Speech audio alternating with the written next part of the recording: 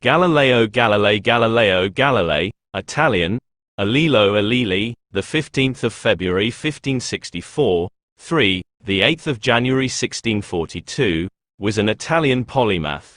Galileo is a central figure in the transition from natural philosophy to modern science and in the transformation of the scientific renaissance into a scientific revolution. Galileo's championing of heliocentrism and Copernicanism was controversial during his lifetime, when most subscribed to either geocentrism or the Tychonic system. 4. He met with opposition from astronomers, who doubted heliocentrism because of the absence of an observed stellar parallax. 4. The matter was investigated by the Roman Inquisition in 1615, which concluded that heliocentrism was foolish and absurd in philosophy, and formally heretical since it explicitly contradicts in many places the sense of Holy Scripture. 4, 5, 6. Galileo later defended his views in Dialogue Concerning the Two Chief World Systems, 1632, which appeared to attack Pope Urban VIII and thus alienated him and the Jesuits, who had both supported Galileo up until this point. 4. He was tried by the Inquisition, found vehemently suspect of heresy, and forced to recant. He spent the rest of his life under house arrest. 7. 8. While under house arrest, he wrote one of his best-known works, Two New Sciences, in which he summarized work he had done some 40 years earlier on the two sciences now called kinematics and strength of materials. 9, 10. Galileo studied speed and velocity, gravity and free fall, the principle of relativity, inertia, and projectile motion, and also worked in applied science and technology, describing the properties of pendulums and hydrostatic balances, inventing the thermoscope and various military compasses, and using the telescope for scientific observations of celestial objects. His contributions to observational astronomy include the telescopic confirmation of the phases of Venus, the discovery of the four largest satellites of Jupiter, the observation of Saturn's rings, though he could not see them well enough to discern their true nature, and the analysis of sunspots. Known for his work as an astronomer, physicist, engineer, philosopher, and mathematician, Galileo has been called the father of observational astronomy, 11, the father of modern physics, 12, 13, the father of the scientific method, 14, and even the father of science, 15, 16. Early life and family. Galileo Galilei. Portrait by Leone. Galileo was born in Pisa, then part of the Duchy of Florence, Italy, on the 15th of February 1564, 17, the first of 6 children of Vincenzo Galilei, a famous lutenist, composer, and music theorist, and Giulia N.E. Amanati, who had married in 1562. Galileo became an accomplished lutenist himself and would have learned early from his father a skepticism for established authority, 18, the value of well-measured or quantified experimentation, an appreciation for a periodic or musical measure of time or rhythm, as well as the results expected from a combination of mathematics and experiment. 3 of Galileo's 5 siblings survived infancy. The youngest, Michelangelo, or Michelagnolo, also became a noted lutenist and composer, although he contributed to financial burdens during Galileo's young adulthood. Michelangelo was unable to contribute his fair share of their father's promised dowries to their brothers-in-law, who would later attempt to seek legal remedies for payments due. Michelangelo would also occasionally have to borrow funds from Galileo to support his musical endeavors and excursions. These financial burdens may have contributed to Galileo's early desire to develop inventions that would bring him additional income. When Galileo Galilei was 8, his family moved to Florence, but he was left with Jacopo Borghini for 2 years. He was educated from 1575 to 1578 in the Vallombrosa Abbey, about 30 kilometers southeast of Florence. 19. Name. The surname Galilei derives from the given name of an ancestor, Galileo Boneotti, a physician, university teacher and politician who lived in Florence from 1370 to 1450. His descendants had changed their family name from Boneotti, or Buonuti, to Galilei in his honor in the late 14th century. 20. Galileo Boneotti was buried in the same church, the Basilica of Santa Croce in Florence, where about 200 years later his more famous descendant Galileo Galilei was also buried. Citation needed.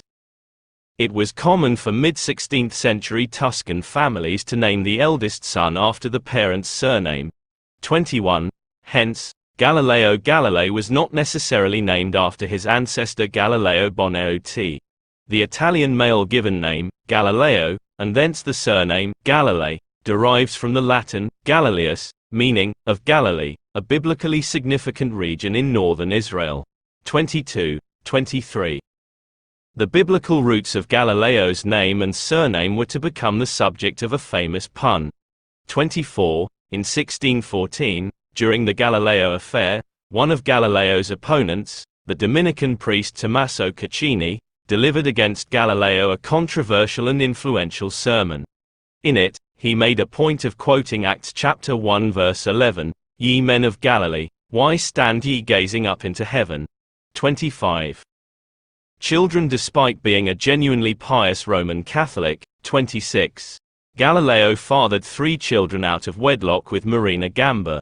They had 2 daughters, Virginia, born in 1600, and Livia, born in 1601, and a son, Vincenzo, born in 1606. 27. Because of their illegitimate birth, their father considered the girls unmarriageable, if not posing problems of prohibitively expensive support or dowries, which would have been similar to Galileo's previous extensive financial problems with 2 of his sisters.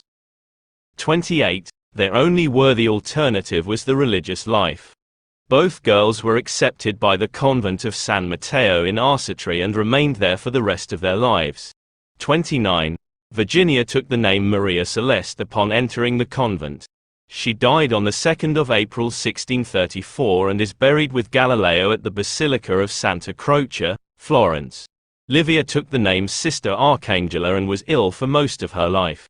Vincenzo was later legitimized as the legal heir of Galileo and married Cestilia Bocchineri. 30. Career as a scientist. Although Galileo seriously considered the priesthood as a young man, at his father's urging he instead enrolled in 1580 at the University of Pisa for a medical degree. 31. In 1581, when he was studying medicine, he noticed a swinging chandelier, in which air currents shifted about to swing in larger and smaller arcs.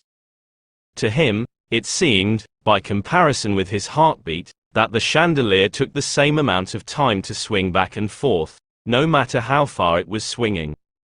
When he returned home, he set up 2 pendulums of equal length and swung one with a large sweep and the other with a small sweep and found that they kept time together. It was not until the work of Christian Huygens, almost 100 years later, that the T-autochrone nature of a swinging pendulum was used to create an accurate timepiece.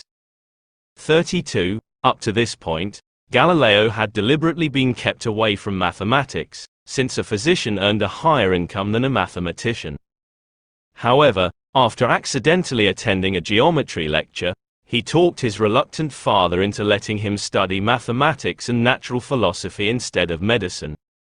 32. He created a thermoscope, a forerunner of the thermometer, and, in 1586, published a small book on the design of a hydrostatic balance he had invented, which first brought him to the attention of the scholarly world. Galileo also studied disegno, a term encompassing fine art, and, in 1588, obtained the position of instructor in the Accademia delle Arti del Disegno in Florence, teaching perspective and chiaroscuro. Being inspired by the artistic tradition of the city and the works of the Renaissance artists, Galileo acquired an aesthetic mentality. While a young teacher at the Accademia, he began a lifelong friendship with the Florentine painter Cigoli, who included Galileo's lunar observations in one of his paintings. 33, 34. In 1589, he was appointed to the chair of mathematics in Pisa. In 1591, his father died, and he was entrusted with the care of his younger brother Michelagnolo. In 1592, he moved to the University of Padua, where he taught geometry, mechanics, and astronomy until 1610. 35. During this period, Galileo made significant discoveries in both pure fundamental science, for example, kinematics of motion and astronomy, as well as practical applied science, for example, strength of materials, and pioneering the telescope. His multiple interests included the study of astrology, which at the time was a discipline tied to the studies of mathematics and astronomy. 36. Galileo, Kepler and theories of tides. Cardinal Bellarmine had written in 1615 that the Copernican system could not be defended without a true physical demonstration that the sun does not circle the earth but the earth circles the sun. 37. Galileo considered his theory of the tides to provide the required physical proof of the motion of the earth. This theory was so important to him that he originally intended to entitle his dialogue on the two chief world systems the Dialogue on the Ebb and Flow of the Sea. 38. The reference to tides was removed from the title by order of the Inquisition. For Galileo, the tides were caused by the sloshing back and forth of water in the seas as a point on the Earth's surface sped up and slowed down because the Earth rotated on its axis and revolutionized the Sun. He circulated his first account of the tides in 1616, addressed to Cardinal Orsini. 39. His theory gave the first insight into the importance of the shapes of ocean basins in the size and timing of tides.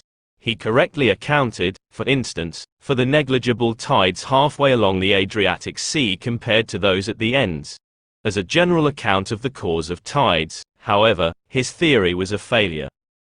If this theory were correct, there would be only one high tide per day. Galileo and his contemporaries were aware of this inadequacy because there were 2 daily high tides at Venice instead of 1, about 12 hours apart.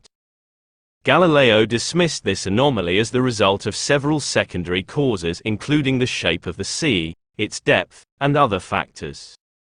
40. Against the assertion that Galileo was deceptive in making these arguments, Albert Einstein expressed the opinion that Galileo developed his fascinating arguments and accepted them uncritically out of a desire for physical proof of the motion of the Earth.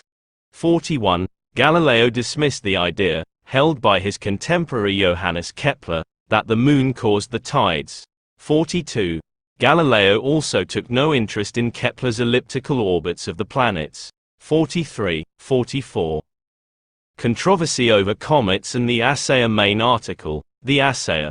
In 1619, Galileo became embroiled in a controversy with Father Orazio Grassi, professor of mathematics at the Jesuit Collegio Romano.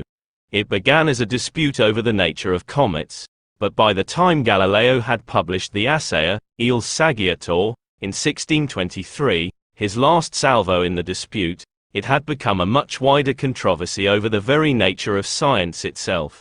The title page of the book describes Galileo as a philosopher and matematico primario of the Grand Duke of Tuscany. Because the Assayer contains such a wealth of Galileo's ideas on how science should be practiced, it has been referred to as his scientific manifesto. 45. Early in 1619, Father Grassi had anonymously published a pamphlet, An Astronomical Disputation on the 3 Comets of the year 1618, 46, which discussed the nature of a comet that had appeared late in November of the previous year.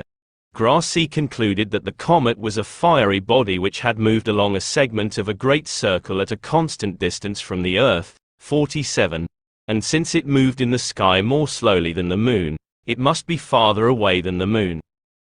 Grassi's arguments and conclusions were criticized in a subsequent article, Discourse on Comets, 48, published under the name of one of Galileo's disciples, a Florentine lawyer named Mario Guiducci, although it had been largely written by Galileo himself. 49. Galileo and Guiducci offered no definitive theory of their own on the nature of comets. 50. Although they did present some tentative conjectures that are now known to be mistaken. In its opening passage, Galileo and Guiducci's discourse gratuitously insulted the Jesuit Christopher Scheiner, 51, and various uncomplimentary remarks about the professors of the Collegio Romano were scattered throughout the work. 52. The Jesuits were offended. 53. And Grassi soon replied with a polemical tract of his own, The Astronomical and Philosophical Balance. 54. Under the pseudonym Lothario Sarcio Sigansano. 55. Purporting to be one of his pupils. The Assayer was Galileo's devastating reply to the astronomical balance. 56. It has been widely recognized as a masterpiece of polemical literature. 57. In which Sarsi's arguments are subjected to withering scorn. 58. It was greeted with wide acclaim and particularly pleased the new Pope, Urban VIII, to whom it had been dedicated. 59. In Rome, in the previous decade, Barberini, the future Urban VIII, had come down on the side of Galileo and the Lyncæan Academy. 60. Galileo's dispute with Grassi permanently alienated many of the Jesuits who had previously been sympathetic to his ideas. 61. And Galileo and his friends were convinced that these Jesuits were responsible for bringing about his later condemnation. 62. The evidence for this is at best equivocal, however. 63. Controversy over heliocentrism in the Christian world before Galileo conflicted with the Church. The majority of educated people subscribed either to the Aristotelian geocentric view that the Earth was the center of the universe and that all heavenly bodies revolved around the Earth. 64. Or the Tychonic system that blended geocentrism with heliocentrism. 65. Nevertheless, following the death of Copernicus and before Galileo, heliocentrism was relatively uncontroversial. 65. Copernicus's work was used by Pope Gregory XIII to reform the calendar in 1582. 66. Opposition to heliocentrism and Galileo's writings combined religious and scientific objections and were fueled by political events. Scientific opposition came from Tycho Brahe and others and arose from the fact that, if heliocentrism were true, an annual stellar parallax should be observed, though none was. Copernicus had correctly postulated that parallax was negligible because the stars were so distant. However, Brahe had countered that, since stars appeared to have measurable size, if the stars were that distant, they would be gigantic, and far larger than the Sun or any other celestial body. In Brahe's system, by contrast, the stars were a little more distant than Saturn, and the Sun and stars were comparable in size. 67. Religious opposition to heliocentrism arose from biblical references such as Psalm chapter 93 verse 1, 96-10, and 1 Chronicles chapter 16 verse 30, which include text stating that the world is firmly established, it cannot be moved. In the same manner, Psalm chapter 104 verse 5 says, the Lord set the earth on its foundations. It can never be moved. Further, Ecclesiastes chapter 1 verse 5 states, and the sun rises and sets and returns to its place. 68. Galileo defended heliocentrism based on his astronomical observations of 1609, Sidereus Nuncius 1610. In December 1613, the Grand Duchess Christina of Florence confronted one of Galileo's friends and followers, Benedetto Castelli, with biblical objections to the motion of the Earth. According to Maurice Finocchiaro, this was done in a friendly and gracious manner, out of curiosity. Prompted by this incident, Galileo wrote a letter to Castelli in which he argued that heliocentrism was not contrary to biblical texts and that the Bible was an authority on faith and morals, not on science. This letter was not published but circulated widely. 69. By 1615, Galileo's writings on heliocentrism had been submitted to the Roman Inquisition by Father Niccolo Lorini, who claimed that Galileo and his followers were attempting to reinterpret the Bible, which was seen as a violation of the Council of Trent and looked dangerously like Protestantism. 70. Lorini specifically cited Galileo's letter to Castelli. 71. Galileo went to Rome to defend himself and his Copernican and biblical ideas. At the start of 1616, Monsignor Francesco Ingoli initiated a debate with Galileo, sending him an essay disputing the Copernican system. Galileo later stated that he believed this essay to have been instrumental in the action against Copernicanism that followed. 72. According to Morris Finocchiaro, Engoli had probably been commissioned by the Inquisition to write an expert opinion on the controversy, and the essay provided the chief direct basis for the Inquisition's actions. 73. The essay focused on 18 physical and mathematical arguments against heliocentrism. It borrowed primarily from the arguments of Tycho Brahe, and it notedly mentioned Brahe's argument that heliocentrism required the stars to be much larger than the Sun.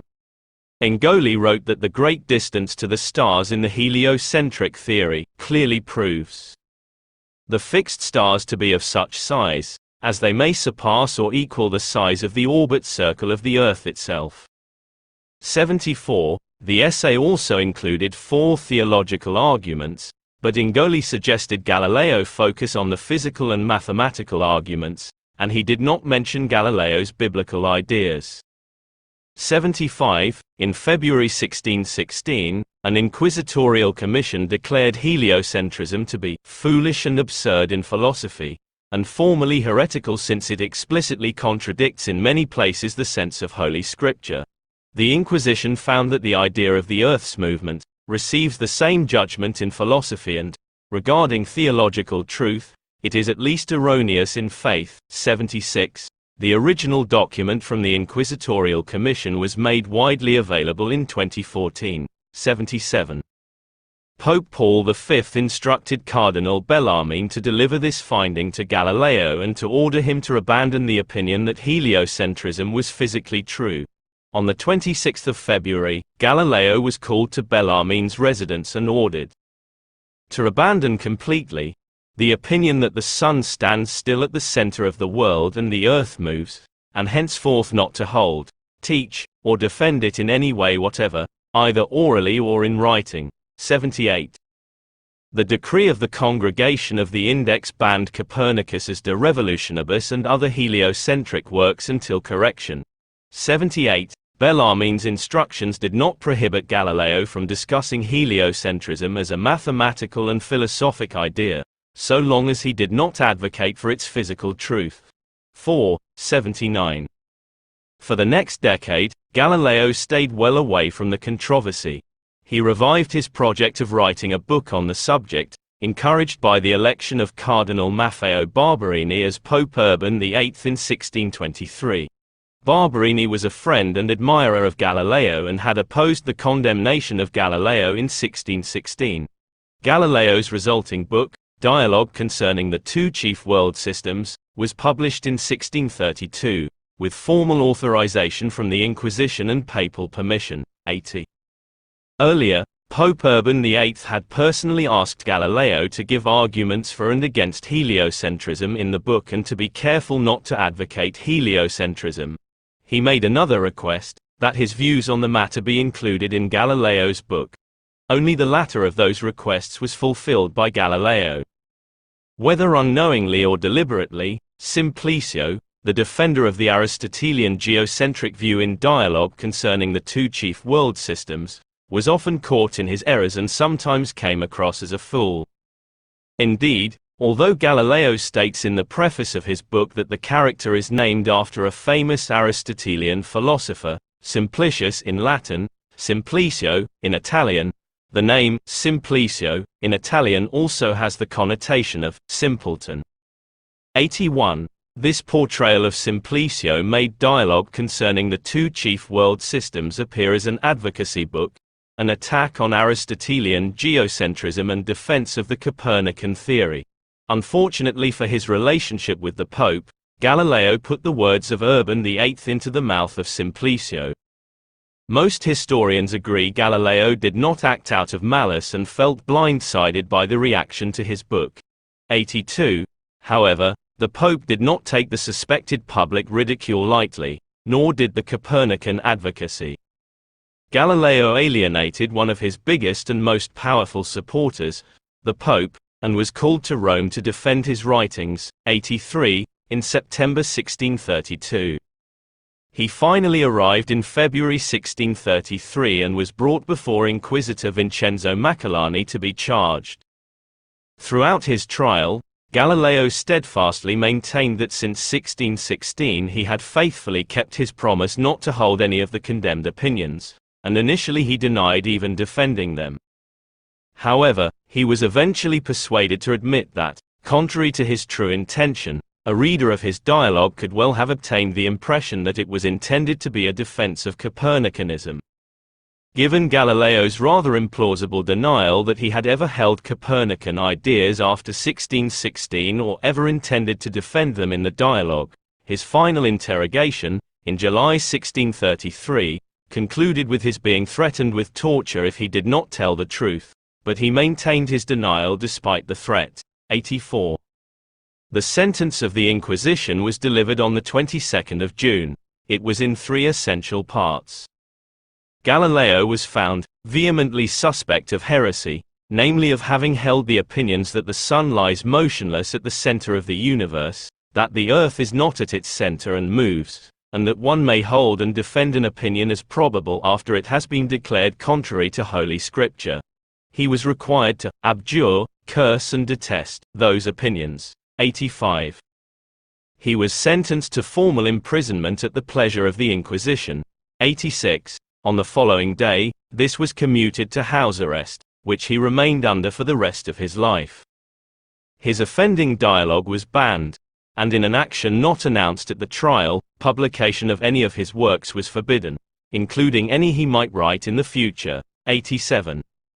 According to popular legend, after recanting his theory that the earth moved around the sun, Galileo allegedly muttered the rebellious phrase, "and yet it moves." A 1640s painting by the Spanish painter Bartolomé Esteban Murillo, or an artist of his school, in which the words were hidden until restoration work in 1911, depicts an imprisoned Galileo gazing at the words "E per si muove," written on the wall of his dungeon. The earliest known written account of the legend dates to a century after his death, but Stillman Drake writes, "There is no doubt now that the famous words were already attributed to Galileo before his death." 88. After a period with the friendly Ascanio Piccolomini, the Archbishop of Siena, Galileo was allowed to return to his villa at Arcetri near Florence in 1634, where he spent the remainder of his life under house arrest. Galileo was ordered to read the 7 penitential psalms once a week for the next 3 years. However, his daughter Maria Celeste relieved him of the burden after securing ecclesiastical permission to take it upon herself. 89. It was while Galileo was under house arrest that he dedicated his time to one of his finest works, 2 New Sciences. Here he summarized work he had done some 40 years earlier, on the 2 sciences now called kinematics and strength of materials, published in Holland to avoid the censor. This book has received high praise from Albert Einstein. 90. As a result of this work, Galileo is often called the father of modern physics. He went completely blind in 1638 and was suffering from a painful hernia and insomnia, so he was permitted to travel to Florence for medical advice. 9. 10. Dava Sobel argues that before Galileo's 1633 trial and judgment for heresy, Pope Urban VIII had become preoccupied with court intrigue and problems of state, and began to fear persecution or threats to his own life. In this context, Sobel argues that the problem of Galileo was presented to the Pope by court insiders and enemies of Galileo. Having been accused of weakness in defending the Church, Urban reacted against Galileo out of anger and fear. 91. Death. Galileo continued to receive visitors until 1642, when, after suffering from fever and heart palpitations, he died on the 8th of January 1642, aged 77. 92. The Grand Duke of Tuscany, Ferdinando II, wished to bury him in the main body of the Basilica of Santa Croce, next to the tombs of his father and other ancestors, and to erect a marble mausoleum in his honor. 93. These plans were dropped, however, after Pope Urban VIII and his nephew, Cardinal Francesco Barberini, protested. 94. Because Galileo had been condemned by the Catholic Church for vehement suspicion of heresy. 95. He was instead buried in a small room next to the novices' chapel at the end of a corridor from the southern transept of the basilica to the Esse Christi. 96. He was reburied in the main body of the basilica in 1737 after a monument had been erected there in his honor. 97. During this move, 3 fingers and a tooth were removed from his remains. 98. One of these fingers, the middle finger from Galileo's right hand, is currently on exhibition at the Museo Galileo in Florence, Italy. 99. Scientific contributions. Scientific methods. Galileo showed the Doge of Venice how to use the telescope, fresco by Giuseppe Bertini. Galileo made original contributions to the science of motion through an innovative combination of experiments and mathematics. 100. More typical of science at the time were the qualitative studies of William Gilbert, on magnetism and electricity. Galileo's father, Vincenzo Galilei, a lutenist and music theorist, had performed experiments establishing perhaps the oldest known nonlinear relation in physics. For a stretched string, the pitch varies as the square root of the tension. 101. These observations lay within the framework of the Pythagorean tradition of music, well known to instrument makers, which included the fact that subdividing a string by a whole number produces a harmonious scale. Thus, a limited amount of mathematics had long related to music and physical science, and young Galileo could see his own father's observations expand on that tradition. 102. Galileo was one of the first modern thinkers to clearly state that the laws of nature are mathematical. In the Assayer, he wrote, "Philosophy is written in this grand book, the universe. It is written in the language of mathematics, and its characters are triangles, circles, and other geometric figures." 103. His mathematical analyses are a further development of a tradition employed by late scholastic natural philosophers, which Galileo learned when he studied philosophy. 104. His work marked another step towards the eventual separation of science from both philosophy and religion. A major development in human thought, he was often willing to change his views by observation.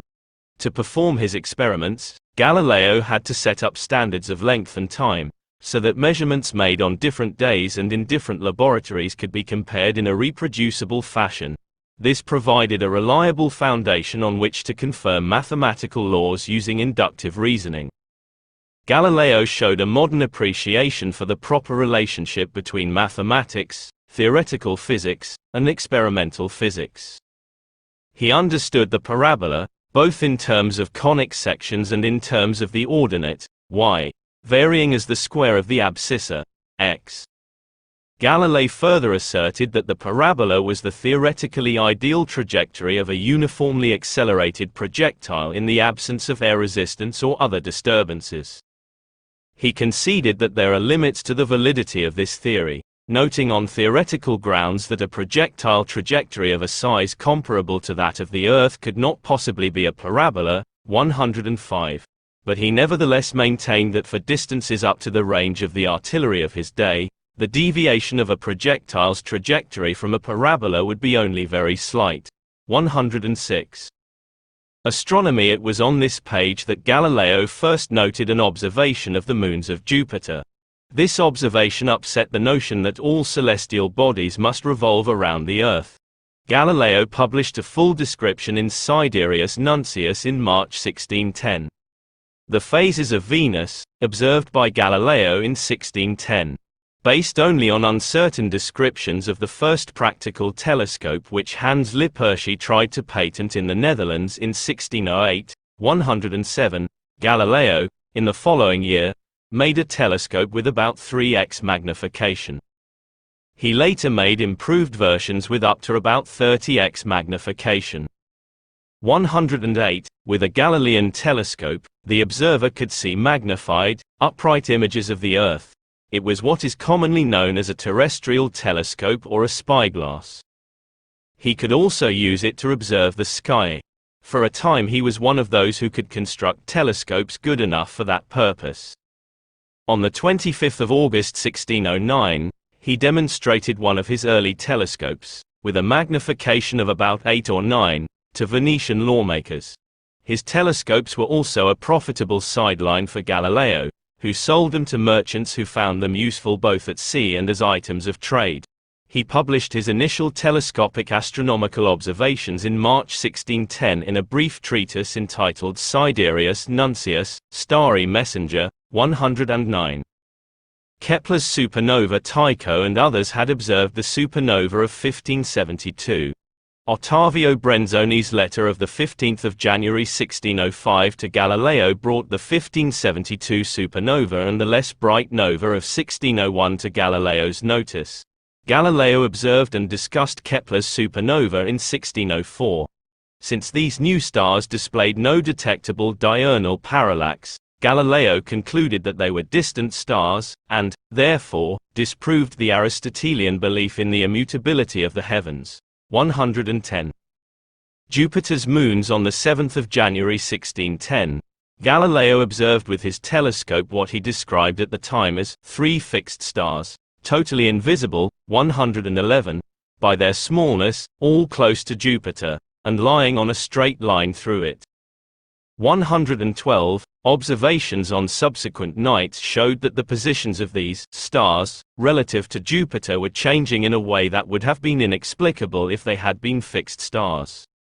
On 10 January, Galileo noted that one of them had disappeared, an observation which he attributed to its being hidden behind Jupiter. Within a few days, he concluded that they were orbiting Jupiter. 113. He had discovered 3 of Jupiter's 4 largest moons. He discovered the 4th on 13 January. Galileo named the group of 4 the Medicean stars, in honor of his future patron, Cosimo Tudor, Medici, Grand Duke of Tuscany, and Cosimo's 3 brothers. 114. Later astronomers, however, renamed them Galilean satellites in honor of their discoverer. These satellites are now called Io, Europa, Ganymede, and Callisto. His observations of the satellites of Jupiter caused a revolution in astronomy. A planet with smaller planets orbiting it did not conform to the principles of Aristotelian cosmology, which held that all heavenly bodies should circle the Earth. 115. And many astronomers and philosophers initially refused to believe that Galileo could have discovered such a thing. 116. His observations were confirmed by the observatory of Christopher Clavius, and he received a hero's welcome when he visited Rome in 1611. 117. Galileo continued to observe the satellites over the next 18 months, and by mid-1611, he had obtained remarkably accurate estimates for their periods, a feat which Kepler had believed impossible. 118. Venus, Saturn, and Neptune. From September 1610, Galileo observed that Venus exhibited a full set of phases similar to that of the Moon. The heliocentric model of the solar system developed by Nicolaus Copernicus predicted that all phases would be visible, since the orbit of Venus around the Sun would cause its illuminated hemisphere to face the Earth when it was on the opposite side of the Sun, and to face away from the Earth when it was on the Earth side of the Sun. On the other hand, in Ptolemy's geocentric model, no planet's orbits could intersect the spherical shell carrying the Sun. Traditionally, the orbit of Venus was placed entirely on the near side of the Sun, where it could exhibit only crescent and new phases. It was, however, also possible to place it entirely on the far side of the Sun, where it could exhibit only gibbous and full phases. After Galileo's telescopic observations of the crescent, gibbous and full phases of Venus, the Ptolemaic model became untenable. Thus, in the early 17th century, as a result of his discovery, the great majority of astronomers converted to one of the various geo-heliocentric planetary models, 119, such as the Tychonic, Capellan and extended Capellan models, 120, each either with or without a daily rotating Earth. These all had the virtue of explaining the phases of Venus without the vice of the refutation of full heliocentrism's prediction of stellar parallax. Galileo's discovery of the phases of Venus was thus arguably his most empirically practically influential contribution to the two-stage transition from full geocentrism to full heliocentrism via geoheliocentrism. Galileo observed the planet Saturn, and at first mistook its rings for planets, thinking it was a three-bodied system. When he observed the planet later, Saturn's rings were directly oriented to Earth, causing him to think that two of the bodies had disappeared. The rings reappeared when he observed the planet in 1616, further confusing him. 121. Galileo also observed the planet Neptune in 1612. It appears in his notebooks as one of many unremarkable dim stars. He did not realize that it was a planet, but he did note its motion relative to the stars before losing track of it. 122. Sunspots. Galileo made naked eye and telescopic studies of sunspots. 123. Their existence raised another difficulty with the unchanging perfection of the heavens as posited in orthodox Aristotelian celestial physics. An apparent annual variation in their trajectories, observed by Francesco Sizzi and others in 1612 to 1613, 124, also provided a powerful argument against both the Ptolemaic system and the geoheliocentric system of Tycho Brahe. 125. A dispute over claimed priority in the discovery of sunspots, and in their interpretation, led Galileo to a long and bitter feud with the Jesuit Christoph Scheiner. In the middle was Mark Welser, to whom Scheiner had announced his discovery, and who asked Galileo for his opinion. Citation needed. In fact, there is little doubt that both of them were beaten by David Fabricius and his son Johannes. Moon. Before Galileo constructed his version of a telescope, Thomas Harriot, an English mathematician and explorer, had already used what he dubbed a perspective tube to observe the moon. Reporting his observations, Harriot noted only strange spottiness in the waning of the crescent but was ignorant of the cause. Galileo, due in part to his artistic training, 34, and the knowledge of chiaroscuro, 33, had understood the patterns of light and shadow were, in fact, topographical markers. While not being the only one to observe the moon through a telescope, Galileo was the first to deduce the cause of the uneven waning as light occlusion from lunar mountains and craters. In his study, he also made topographical charts, estimating the heights of the mountains. The moon was not what was long thought to have been a translucent and perfect sphere, as Aristotle claimed, and hardly the first planet, an eternal pearl to magnificently ascend into the heavenly empyrean, as put forth by Dante. Galileo is sometimes credited with the discovery of the lunar libration in latitude in 1632, 126, although Thomas Harriot or William Gilbert might have done it before. 127. Milky Way and stars. Galileo observed the Milky Way, previously believed to be nebulous, and found it to be a multitude of stars packed so densely that they appeared from Earth to be clouds. He located many other stars too distant to be visible to the naked eye. He observed the double star Mazar in Ursa Major in 1617. 128. In The Starry Messenger, Galileo reported that stars appeared as mere blazes of light, essentially unaltered in appearance by the telescope, and contrasted them to planets, which the telescope revealed to be disks. But shortly thereafter, in his letters on sunspots, he reported that the telescope revealed the shapes of both stars and planets to be quite round. From that point forward, he continued to report that telescopes showed the roundness of stars and that stars seen through the telescope measured a few seconds of arc in diameter.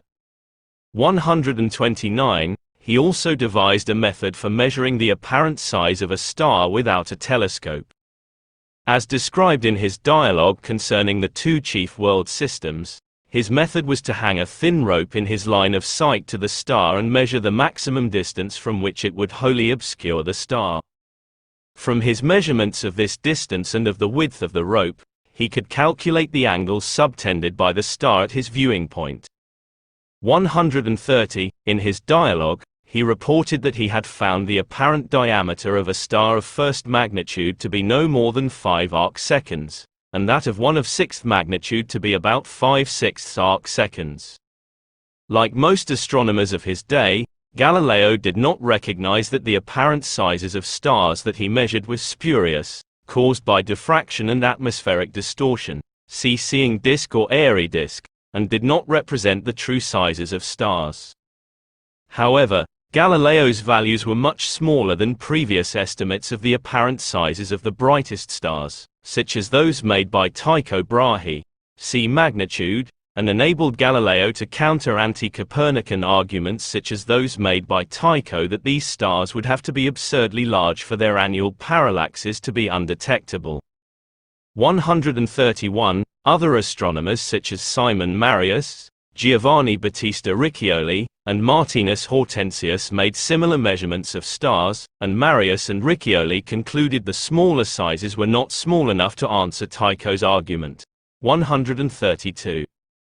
Engineering. Galileo made several contributions to what is now known as engineering, as distinct from pure physics.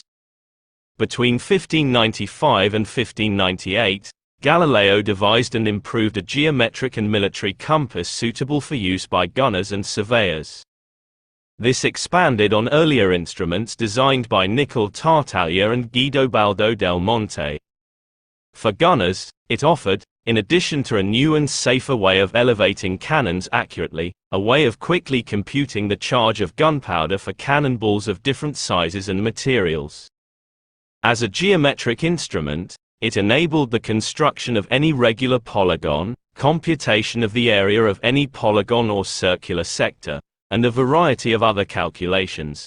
Under Galileo's direction, instrument maker Marcantonio Mazzoleni produced more than 100 of these compasses, which Galileo sold, along with an instruction manual he wrote, for 50 lire, and offered a course of instruction in the use of the compasses for 120 lire. 133. In about 1593, Galileo constructed a thermometer, using the expansion and contraction of air in a bulb to move water in an attached tube. In 1609, Galileo was, along with Englishman Thomas Harriot and others, among the first to use a refracting telescope as an instrument to observe stars, planets or moons.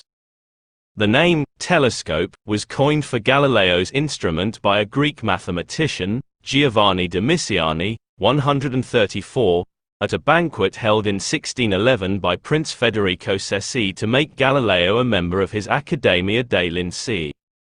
135, the name was derived from the Greek tele equals far, and scoping equals to look or see.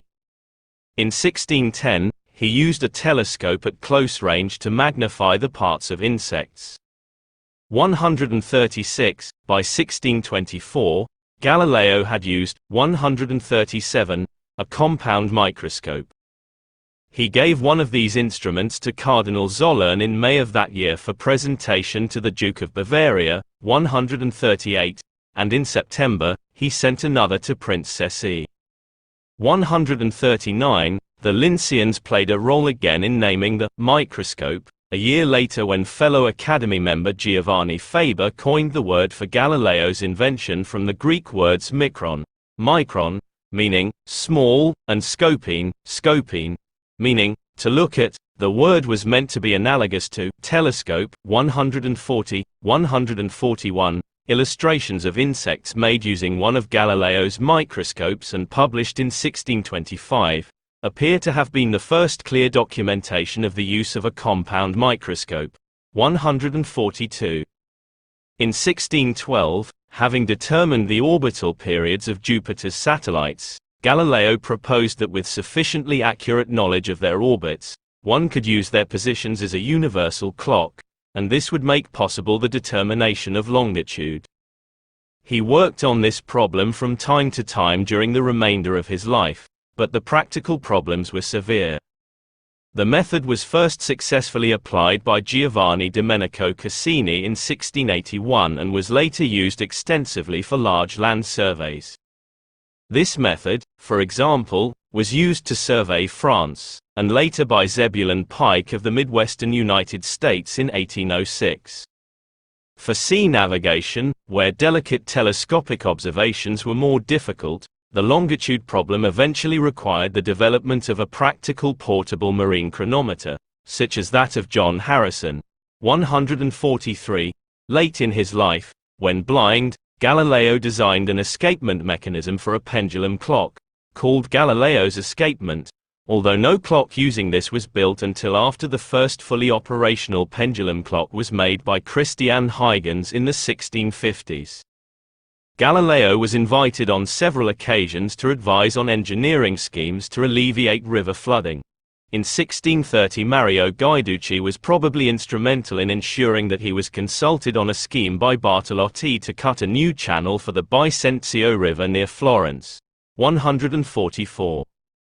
Physics. Galileo's theoretical and experimental work on the motions of bodies, along with the largely independent work of Kepler and René Descartes, was a precursor of the classical mechanics developed by Sir Isaac Newton. Galileo conducted several experiments with pendulums. It is popularly believed, thanks to the biography by Vincenzo Viviani, that these began by watching the swings of the bronze chandelier in the Cathedral of Pisa, using his pulse as a timer. Later experiments are described in his two new sciences. Galileo claimed that a simple pendulum is isochronous, i.e. that its swings always take the same amount of time, independently of the amplitude. This is only approximately true. 145. As was discovered by Christian Huygens. Galileo also found that the square of the period varies directly with the length of the pendulum. Galileo's son, Vincenzo, sketched a clock based on his father's theories in 1642. The clock was never built and, because of the large swings required by its verge escapement, would have been a poor timekeeper. See engineering above. Galileo is lesser known for, yet still credited with, being one of the first to understand sound frequency. By scraping a chisel at different speeds, he linked the pitch of the sound produced to the spacing of the chisel's skips, a measure of frequency. In 1638, Galileo described an experimental method to measure the speed of light by arranging that two observers, each having lanterns equipped with shutters, observe each other's lanterns at some distance. The first observer opens the shutter of his lamp, and, the second, upon seeing the light, immediately opens the shutter of his lantern. The time between the first observer's opening his shutter and seeing the light from the second observer's lamp indicates the time it takes light to travel back and forth between the two observers. Galileo reported that when he tried this at a distance of less than a mile, he was unable to determine whether or not the light appeared instantaneously. 146. Sometime between Galileo's death and 1667, the members of the Florentine Accademia del Commento repeated the experiment over a distance of about a mile and obtained a similarly inconclusive result. 147. We now know that the speed of light is far too fast to be measured by such methods, with human shutter openers on Earth. Galileo put forward the basic principle of relativity, that the laws of physics are the same in any system that is moving at a constant speed in a straight line, regardless of its particular speed or direction. Hence, there is no absolute motion or absolute rest. This principle provided the basic framework for Newton's laws of motion and is central to Einstein's special theory of relativity. Falling Bodies. A biography by Galileo's pupil Vincenzo Viviani stated that Galileo had dropped balls of the same material, but different masses, from the Leaning Tower of Pisa to demonstrate that their time of descent was independent of their mass. 148. This was contrary to what Aristotle had taught, that heavy objects fall faster than lighter ones, in direct proportion to weight. 149. While this story has been retold in popular accounts, there is no account by Galileo himself of such an experiment, and it is generally accepted by historians that it was at most a thought experiment which did not take place. 150. 151. An exception is Drake, 152, who argues that the experiment did take place, more or less as Viviani described it. The experiment described was performed by Simon Stevin, commonly known as Stevinus, and Jan Cornets de Groot, 32.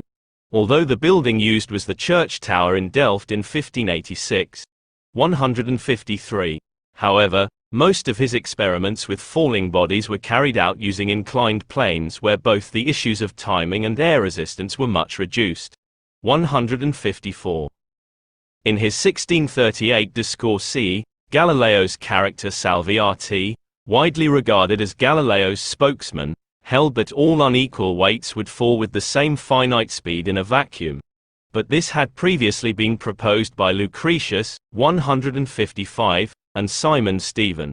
156. Cristiano Banti's Salviati also held it could be experimentally demonstrated by the comparison of pendulum motions in air with bobs of lead and of cork which had different weights but which were otherwise similar. Galileo proposed that a falling body would fall with a uniform acceleration, as long as the resistance of the medium through which it was falling remained negligible, or in the limiting case of its falling through a vacuum. 157. He also derived the correct kinematical law for the distance traveled during a uniform acceleration starting from rest. Namely, that it is proportional to the square of the elapsed time, d proportional t2. 158. Before Galileo, Nicole Oresme, in the 14th century, had derived the times-squared law for uniformly accelerated change. 159.